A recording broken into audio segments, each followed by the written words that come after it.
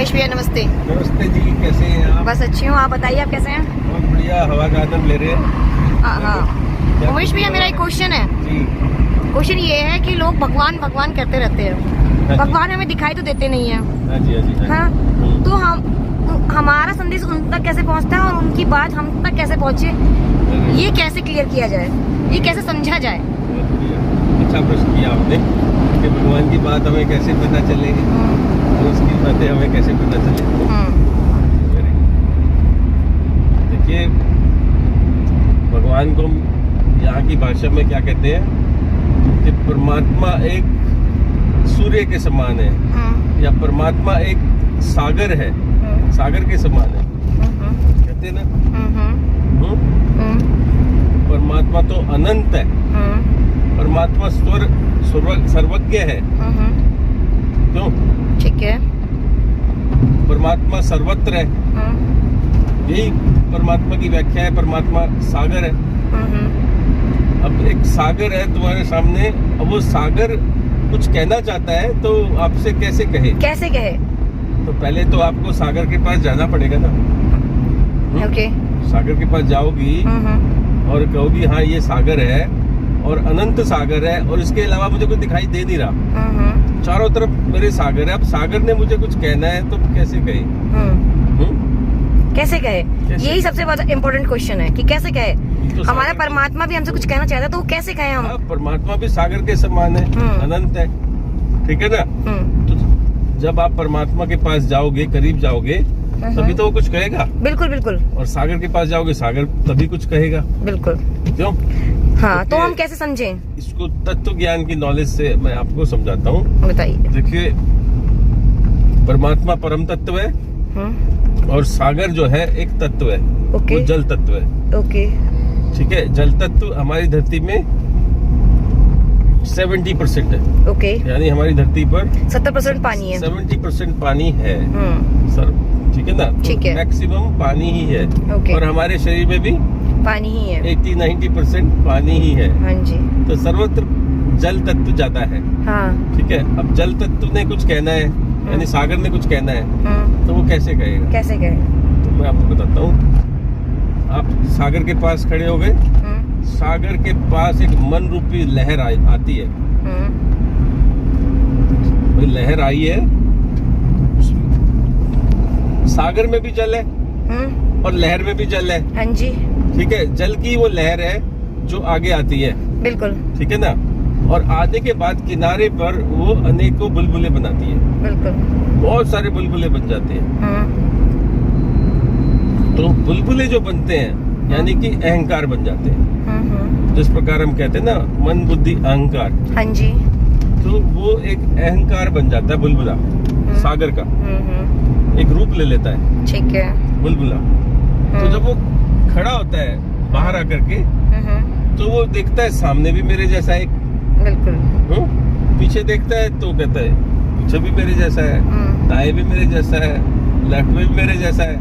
कोई छोटा है, कोई बड़ा है, लेकिन सभी बुलबुले सामने खड़े होते हैं। ठीक है ना। बिल्कुल। तो आप ये क्रिया होते हुए देख रहे होते हैं बड़े ध्यान से। बिल्कुल। ठीक है कि क्या हो रहा है। अब बुलबुले ने कुछ कहना है तो कैसे कहे? थोड़ा सा वो मजबूत बुलबुला होगा, थोड़ा सा समय ज्यादा टिकेगा और फिर वो बुलबुला जो भी बोलेगा वो यही बोलेगा। अब आप सोचिए, बुलबुले ने कुछ बोला कि मैं जल तत्व हूँ, कि मैं जल हूँ। अब आप देखिए ना, सागर भी जल है, लहर भी जल है, बुलबुले का अस्तित्व भी जल है, तीनों एक जैसे ही हुए ना। बिल्कुल बिल्कुल।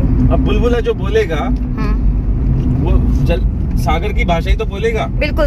कि मैं सागर हूँ, इतना विशाल हूँ, इतना बड़ा हूँ, मैं ऐसा हूँ, मैं ठंडा हूँ, मैं शीतल हूँ, मैं ये हूँ, मैं वो हूँ। सब कुछ वो अपना वर्णन जो करेगा एक बुलबुला ही तो करेगा। बिल्कुल। क्या सागर बोल सकता है? नहीं। या अनेकों बुलबुले अगर एक साथ बोलेंगे तो क्या समझ आएगा? कुछ नहीं।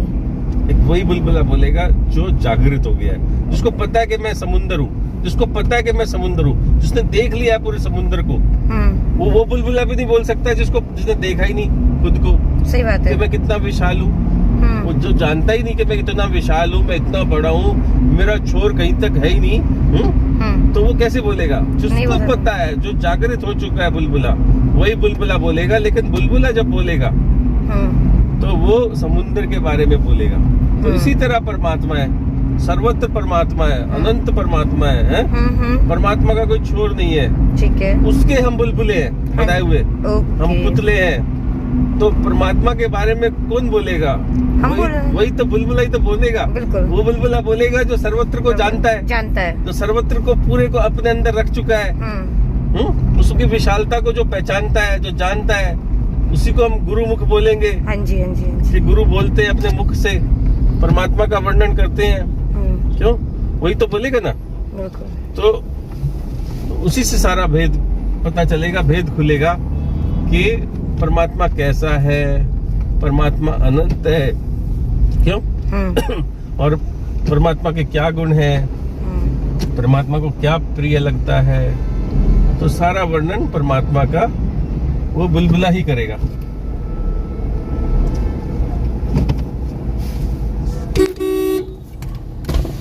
हाँ जी।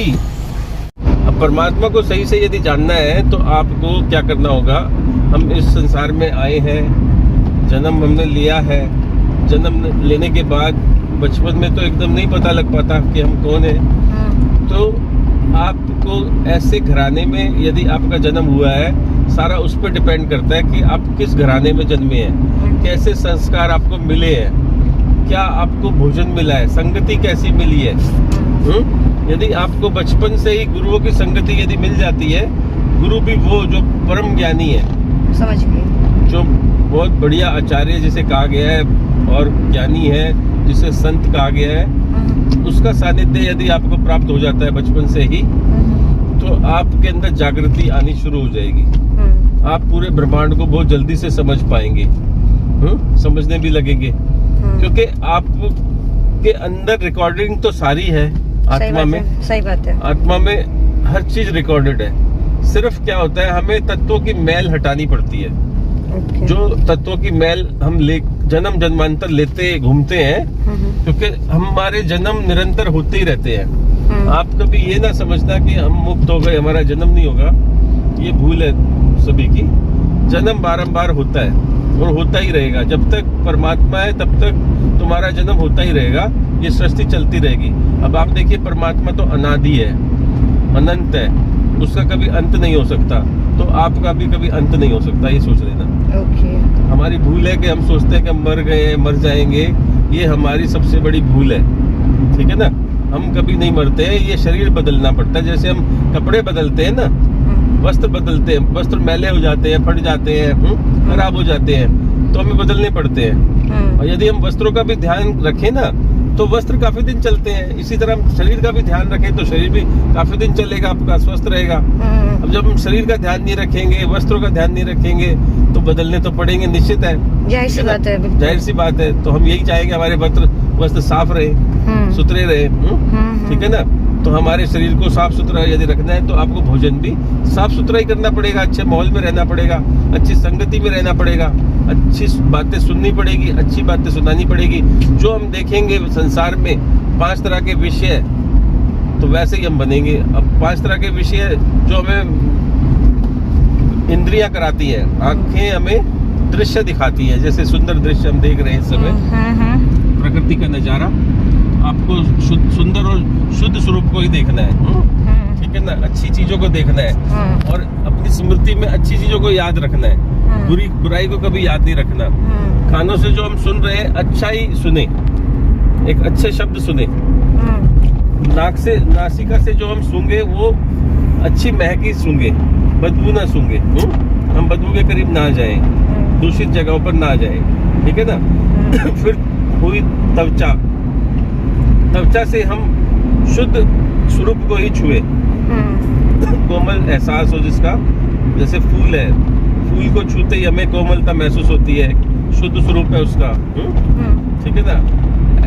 तो ये हमारे 5 इंद्रियों के भोग है, जो संसारिक भोग जिसे कहा गया है। जैसे 5वां है जीभ का रस, तो रस इंद्री जो है हमारी राशि का इंद्री, उससे उससे भी हम शुद्ध ग्रहण ही करें।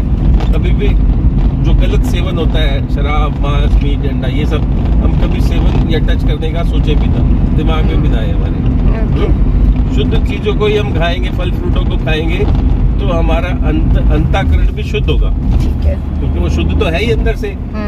तो उस पे क्या है, मैल चढ़ गई है जन्म जन्मांतर।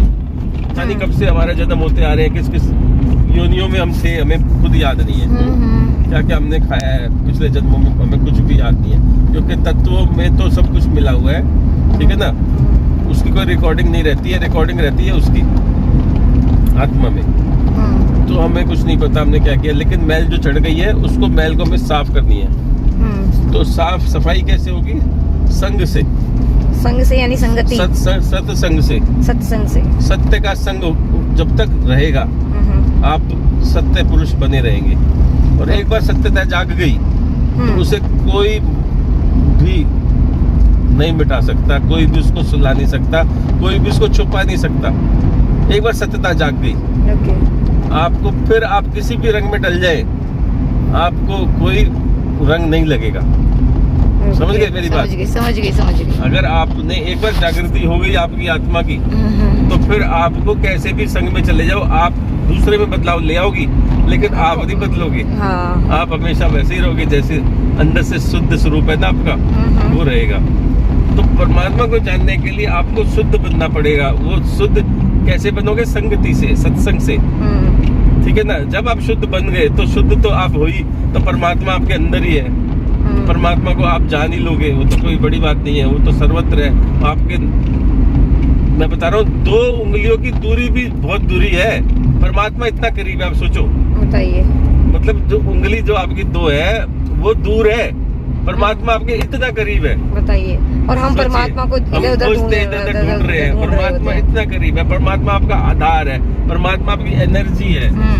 वो नहीं है तो कुछ भी नहीं है। सही बात है। सोचिए, तो उस परमात्मा को हर शरीर का फर्ज बनता है, हर मनुष्य का फर्ज बनता है कि ये शरीर हमें मिला किसके लिए? उसकी याद के लिए, उसको पहचानने के लिए हमें मिला है, ना कि भोजन करने के लिए मिला। भोजन करने के लिए तो जानवर का शरीर भी मिला है।